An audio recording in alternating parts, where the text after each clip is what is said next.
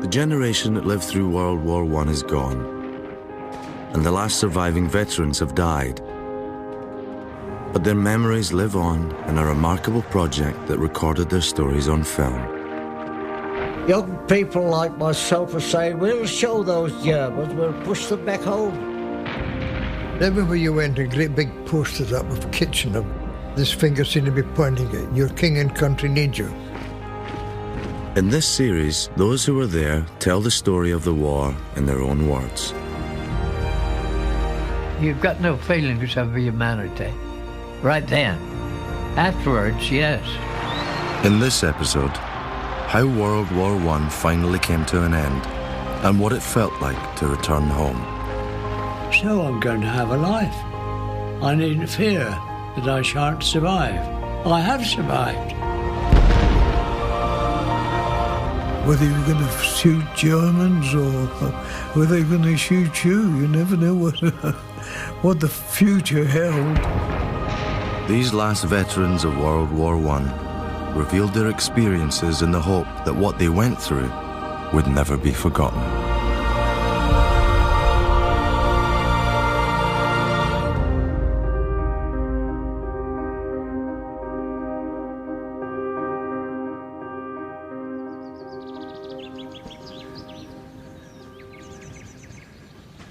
By 1918, both sides had lost hundreds of thousands of men.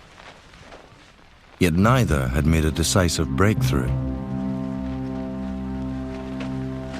But a new threat forced a new tactic from the Germans. America had announced its entry into the war, and Germany was determined to strike first before their troops arrived in force. The bold move was known as the Spring Offensive. The day it began, 21st of March, was Jack Rogers' 24th birthday. He'd been at the Western Front for nearly 3 years and was looking forward to some long-awaited leave. So I'd written to my mother and told her, please, don't send any cakes or anything else for my birthday, because I'm on the way home. I should be coming home and I should be there for my birthday, because I thought I was going on the 20th, you see. But prior to the 21st, on the 19th or 20th, all leave was cancelled, so we couldn't go. Intelligence reports had alerted the Allies to the likely German offensive, so Jack, a marksman, was rushed into forward defences.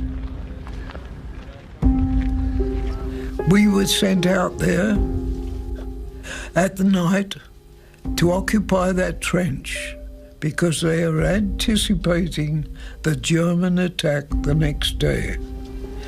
We were told to stop there at all costs. There was about, I think it was 8 of us altogether at the time then.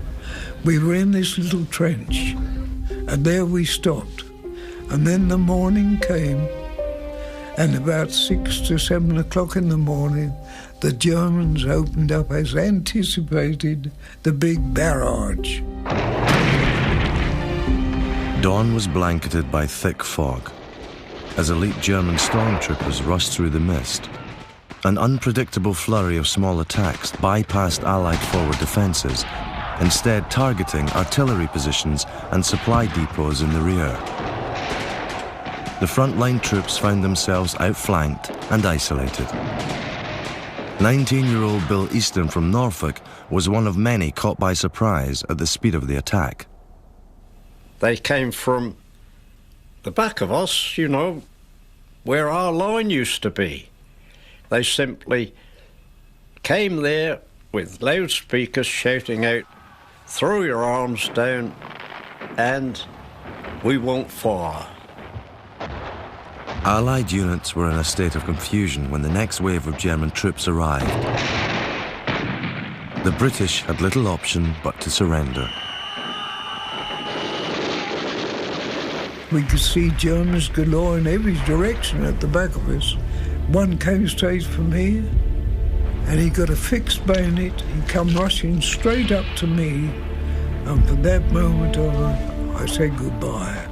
There was no more of me. That was the finish. I expected that bayonet to go straight into me, but it didn't. Strange enough, when he got up to me, he stopped. And the thing he said to me was, "Cigarette, comrade?" I nearly dropped to the ground with surprise. Cigarette? I thought he wants a cigarette. So I felt in my pocket where I carried a little tin of ready-made cigarettes, and I said, "Yes." And he took some of them, he put them in his pocket, and then I put the tin back, and that was my birthday, the 21st of March, 1918. While men like Jack were being taken prisoner, back home the latest conscripts had their training cut short. Among them was a patriotic grammar school boy from Northampton, Fred Hodges. On the 21st of March, the German big attack started. On the 24th, our training ceased, cut off just like that. We were equipped for the front. The general had told us we were inspected in a big park in Norwich. Then he got up on his dais and he said, "You men? Well, of course I know that you're not men, you're only boys. But the Germans have broken through our fortifications and you're needed at the front at once." He said, "You've got to play the part of men."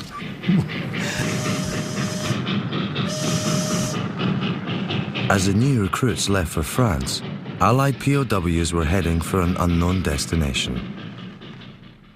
Amongst them was Jack Rogers.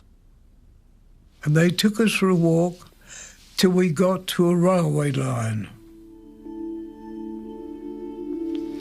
And there they forced us into these cattle trucks.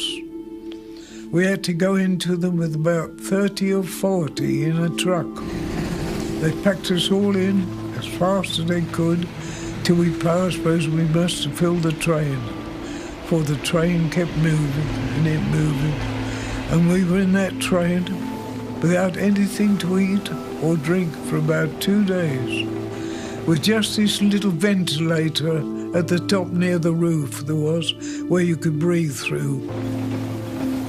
Till finally we got out of a station, and that station was in Germany. Ernie Stevens of the Middlesex Regiment also remembered his first taste of life in captivity. Being taken prisoner was the most horrible thing I'd ever imagined could happen to me. It made me feel as if I was a coward. I was letting my country down, I was letting my battalion down, I was letting my family down. And it was a horrible, horrible feeling. We were herded into this cage, and it seemed that every few minutes the gate was unlocked and in came another bunch. We were not given blankets or bedding, anything at all. We just had to lie on the ground and sleep as best we could. And during that time, they did not give us a drink, and they did give us maybe about 4 or 6 of their emergency rations, which were like dog biscuits. And that was only on the 3rd day. So obviously we were very, very thirsty. We'd had nothing to drink, nothing whatsoever. But it was not a fair way of dealing with unfortunate prisoners who couldn't do anything about it. And that's what you are. You're a prisoner of war. You can't do a thing. Otherwise, you might find a bullet through your head. The Germans had at last broken through the Allied lines, but they soon became victims of their own success. Their advance was so rapid that their supplies struggled to keep up. The elite stormtrooper units who led the assaults were left exhausted and exposed.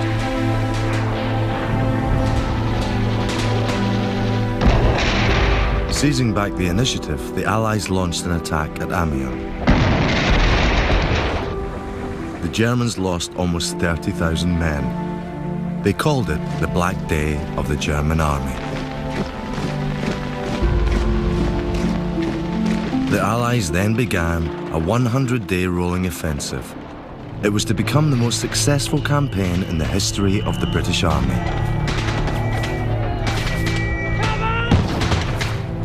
By the end of August 1918, the Allies had forced the Germans to retreat back to the very positions from which they'd begun their attack 5 months earlier.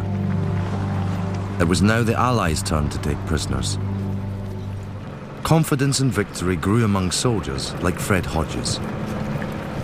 I felt that it was the end because we were capturing men who were not infantry, old men with long tailcoats with buttons on, cavalry probably, and boys of 16. And I took prisoners. And I was all alone. And I came to a red brick farm, which hadn't been damaged. See, where we'd come from, it was all wrecked places. So I thought, well, I'm going in here to see. I went in and I found that they'd taken refuge in there, and they put their hands up as soon as they saw me. It was an easy capture. They were thankful to be prisoners. You could tell that from their attitude. Having command of prisoners made a deep impression on 18-year-old Fred. I was completely in charge. In the army, you've got men under you and you've got officers and sergeant majors over you. But the war was mine. It was my personal war that morning. That's how I felt. By October, the Allies had broken through the Germans' main defences, forcing their army into a rapid retreat. Within weeks, the Allies would be celebrating final victory and Allied POWs their freedom.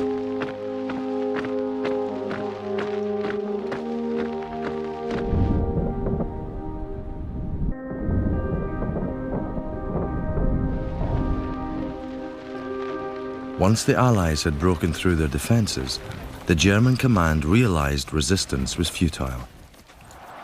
They negotiated a ceasefire, and at 11 a.m. on the 11th of November 1918, World War I finally came to an end. In 4 years of fighting, over 10 million men and women were killed, and over 20 million wounded.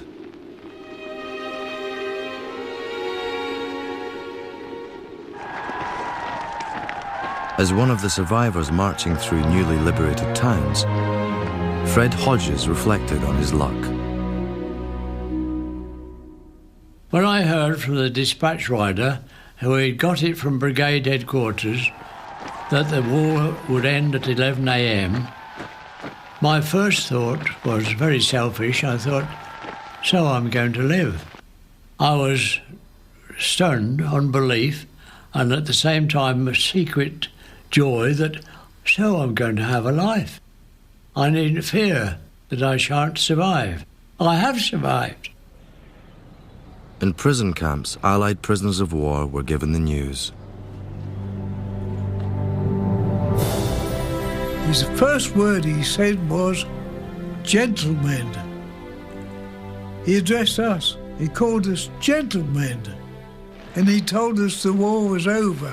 You ought to have heard the noise. We couldn't believe it. Everybody went mad. Oh, I felt like nothing on earth.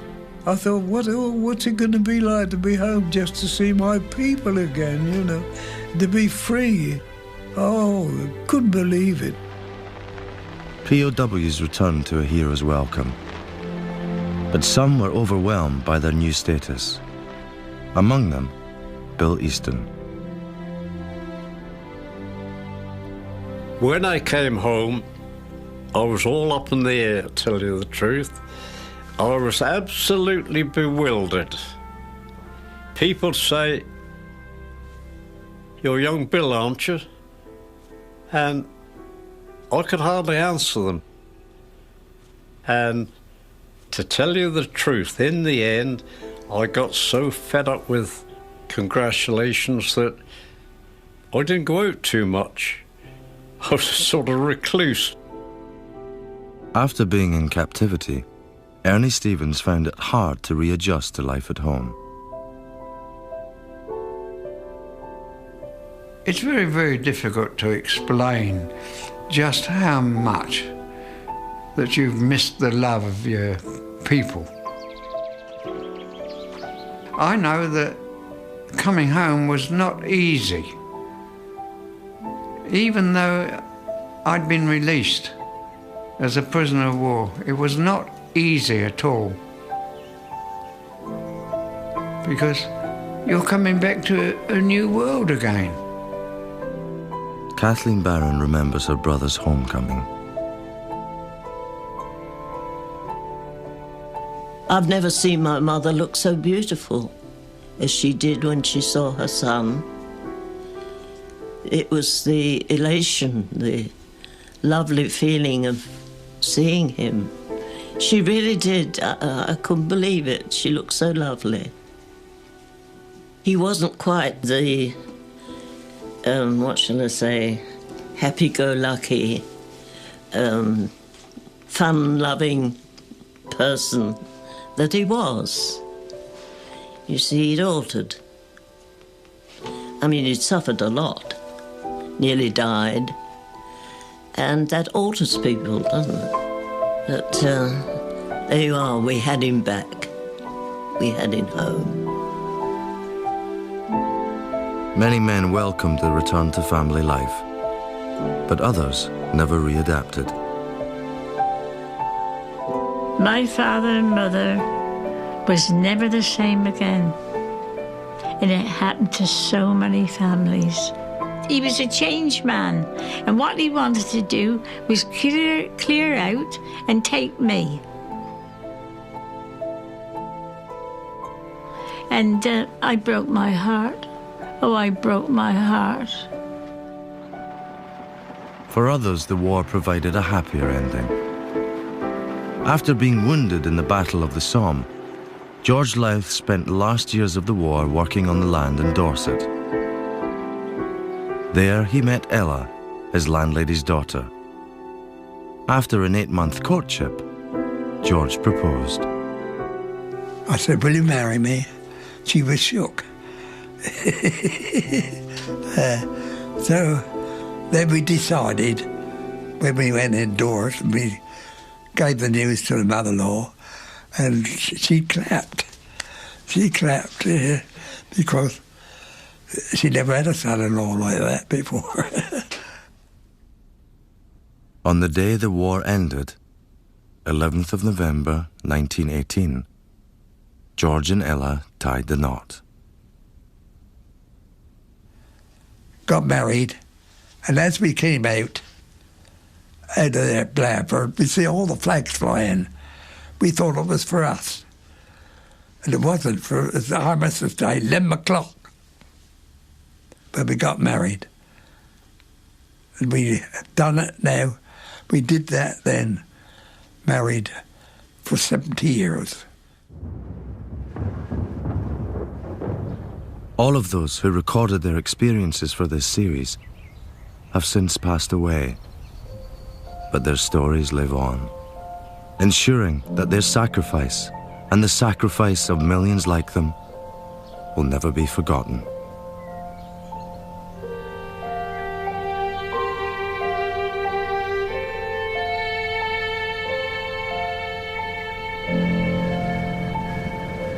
The final words belong to them. Why have we lost millions of men and the Germans and all other people that was in that war? Why have we done that and then settled it round the damn table? Why couldn't they do that at first and save all those lives? All nice, decent blokes. We all had great fun, really. Tremendous fun. enjoyed ourselves. I personally enjoyed the ruddy war. I don't know why, but it was great fun. Well, it was all wrong, wasn't it? We shouldn't have been in it in the first place. As soldiering, I like soldiering, but I wasn't in the act really with it. No, it was all wrong.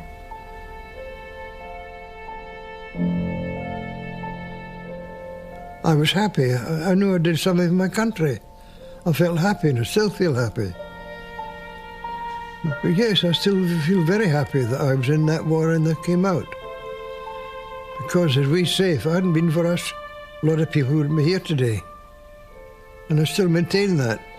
Some of those fellas gave their lives so that other people could live. And I'm still content that they saved us all. They saved the country.